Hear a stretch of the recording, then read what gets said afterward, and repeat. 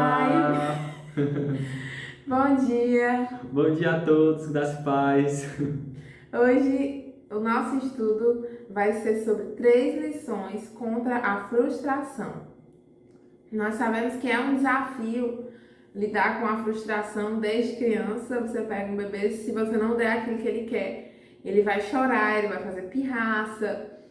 E é simplesmente porque ele não aprendeu ainda a lidar com a frustração. E muitas vezes nós, mesmo adultos, ainda não temos essa capacidade de lidar com a frustração.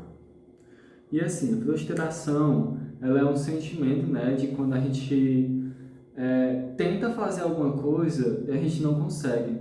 E muitas das vezes, por a gente não conseguir, a gente quer colocar a culpa em cima de alguém ou até mesmo de Deus. Aí que está o maior erro, em colocar a culpa em cima de Deus. Sendo que, na verdade, irmãos, Deus ele sabe de todas as coisas e Deus tem um plano certo para tudo. Então a frustração acontece quando as coisas não vão conforme a nossa vontade, porque a gente está esperando algo e não vem conforme aquilo que a gente queria.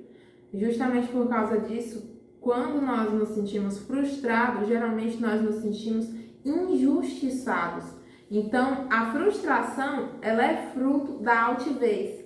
Eu acho que eu não mereço isso, eu mereço coisa melhor. Eu mereço que as coisas venham a acontecer conforme a minha vontade, porque eu sou muito boa. Então, se acontece um imprevisto, se nós somos demitidos, se não passamos uma faculdade, se algo não dá certo, Senhor, eu sou uma serva tão maravilhosa, eu sou tão boa, eu sou tão perfeita, por que nem tudo vai conforme a minha vontade? Então vem de um sentimento de soberba, de altivez, de achar que aquilo não está de acordo com o que você merece. Exatamente. Porque, como nós acabou de falar, nós nos sentimos muitas das vezes num patamar mais elevado espiritualmente que as outras pessoas, e por estarmos nos sentindo nesse patamar, a gente acha que Deus vai nos dar tudo. E muito pelo contrário, né? Deus não é obrigado a nos dar nada além do que nós já temos.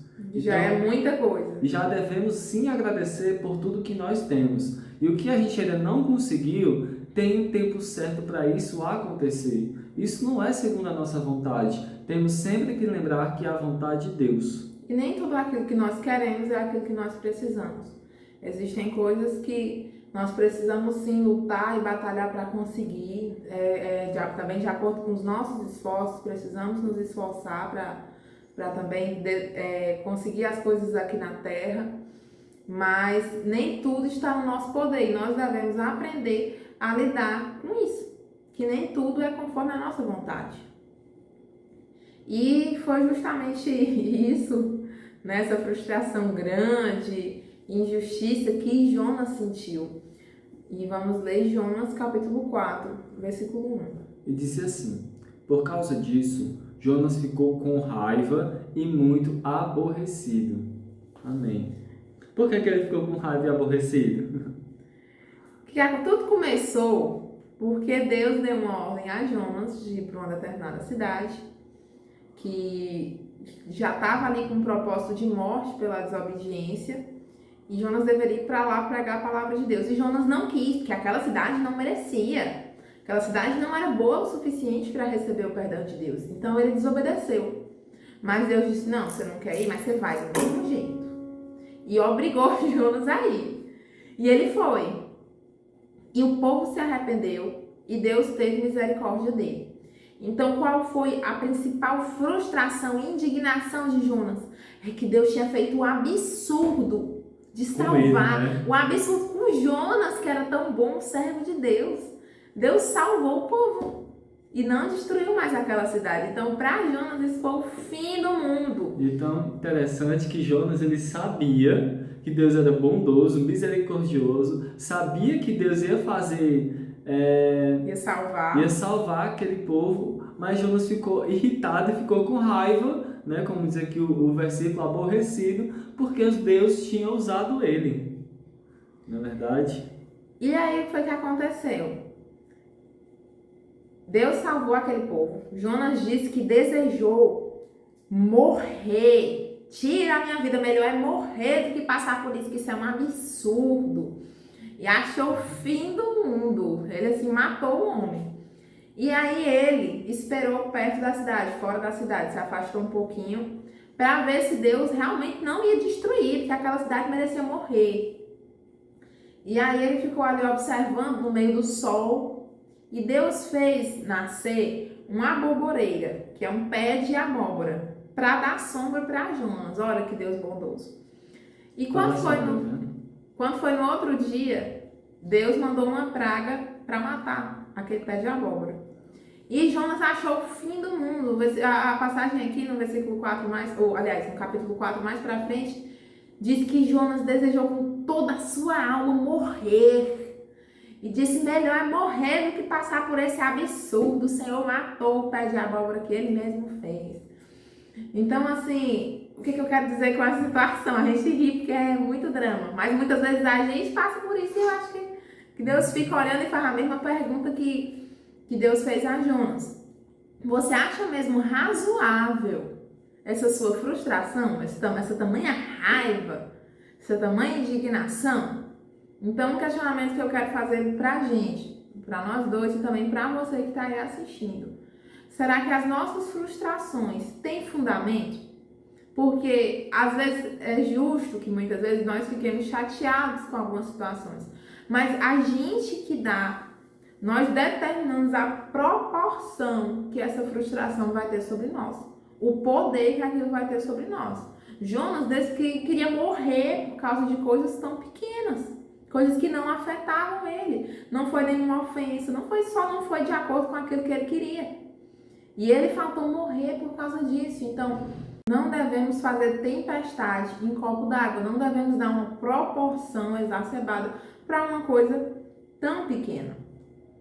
E aí nós devemos entender que são coisas muito passageiras, que não determinam a nossa vida. Sofrimentos momentâneos não vão determinar o seu futuro. Você não pode resumir a sua vida como Jonas fez, dizer... Pronto, não foi de acordo com o que eu queria, agora eu quero morrer. Não, nós não podemos resumir e limitar a nossa vida a uma situação que não foi conforme aquilo que a gente queria. Nós devemos aprender a lidar com essa frustração, ter resiliência, como a gente estava conversando há algum tempo atrás, e aprender que nem tudo é de acordo com aquilo que a gente quer. E não dar uma proporção muito grande a coisas tão pequenas, porque Deus tem planos muito maiores para a gente. Como diz lá em Jeremias 29, versículo 11. Diz assim, só eu conheço os planos que tenho para vocês, prosperidade e não desgraça, e um futuro cheio de esperança. Sou eu, Senhor, quem está falando.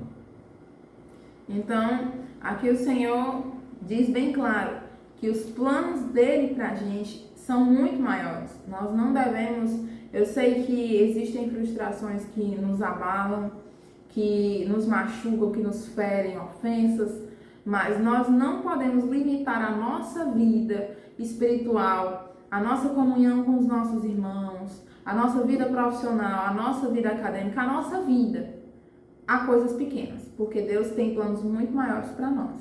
É tão interessante que eu vou contar um testemunho, né, sobre a minha vida, de uma coisa que aconteceu.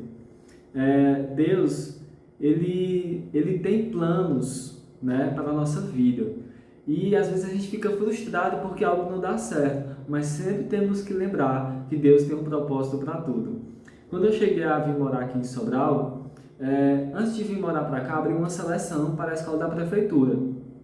E eu sou professor. Aí eu tentei essa seleção, né? Aí eu achei assim, meu Deus, eu já tenho um currículo, eu já sou um profissional capacitado, né? Eu acho que vai ser fácil assim passar nessa seleção. E quando eu tentei, eu não consegui passar. Aí eu, meu Deus, e agora? Como é que eu vou morar em Sobral se nem numa seleção dessa que é bem simples, eu não consegui passar, né? Então eu fiquei bastante triste. Aí, mas mesmo assim eu vim, né? Porque eu sei qual é a minha missão. A missão de Jonas era para ir para Nínive. A minha missão é vir para Sobral. E eu obedeci a Deus. Eu cheguei aqui. Mesmo não tendo trabalho, mesmo não tendo sustento, eu cheguei aqui. Eu acho que eu fiquei um mês, não foi, amor? Organizando, né, as coisas de casa, das transferências, né, e tudo. Aí quando eu cheguei mais ou menos aqui, quando começou o período letivo, acho que com uns um mês mais ou menos,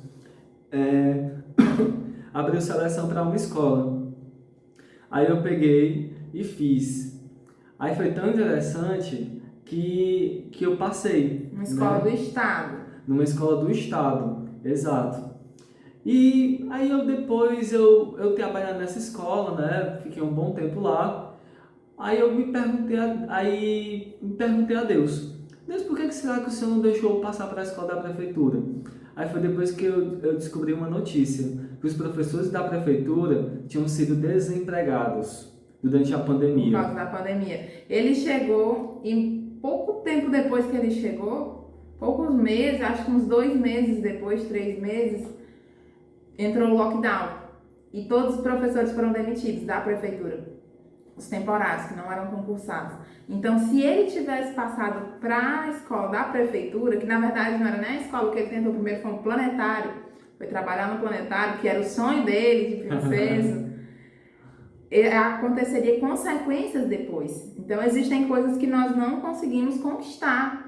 E que Deus, ele sabe de tudo, ele tem planos bons pra gente, e muitas vezes nós recebemos um não, porque não é a hora, e outras vezes nós recebemos um não, porque nós não devemos receber aquilo. Amém. E só continuando o testemunho, né? Eu queria trabalhar perto da minha casa, né, onde eu moro hoje, e numa escola profissionalizante aqui perto. Porque toda vez que a gente chega aqui perto de Sobral, a gente vê aquela escola e, meu Deus, eu quero trabalhar nessa escola. Mas eu não sabia como entrar nela. Então foi preciso eu entrar nessa escola, quando eu entrei na escola militar, e a diretora quando eu fui remanejado para lá, me indicou para essa escola. Porque antes a gente não conseguia entrar somente por avaliação de currículo. Tinha uns trâmites, né, internos para poder fazer essa transferência. Aí eu consegui fazer essa transferência, aí hoje eu estou na escola que eu desejei. Então o plano de Deus... Há 1 ano e meio atrás. Exato. Na verdade, antes da gente casar...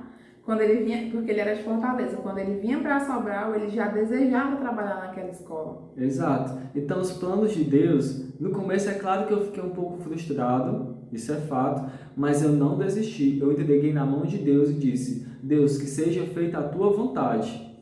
E na hora certa e no tempo certo, Deus vai abençoar, irmãos. Amém? Verdade. E nós devemos aprender a lidar com essas frustrações e entender sempre que o plano dele é superior, é soberano e é o melhor para a gente, mesmo que a gente não enxergue. Amém. Vamos orar. Querido Deus, eterno Pai, muito obrigado por esse devocional de hoje. Que o Senhor Deus possa estar nos abençoando, nos fortalecendo, nos tornando resilientes e que em nome de Jesus, ó Pai, possamos vencer essas dificuldades do nosso dia a dia e crer, ó Pai, que o tempo certo de Deus vai chegar em nossas vidas. Então, muito obrigado por tudo, Pai, em nome de Jesus. Amém. Tchau, irmãos. Graça e paz. Tchau.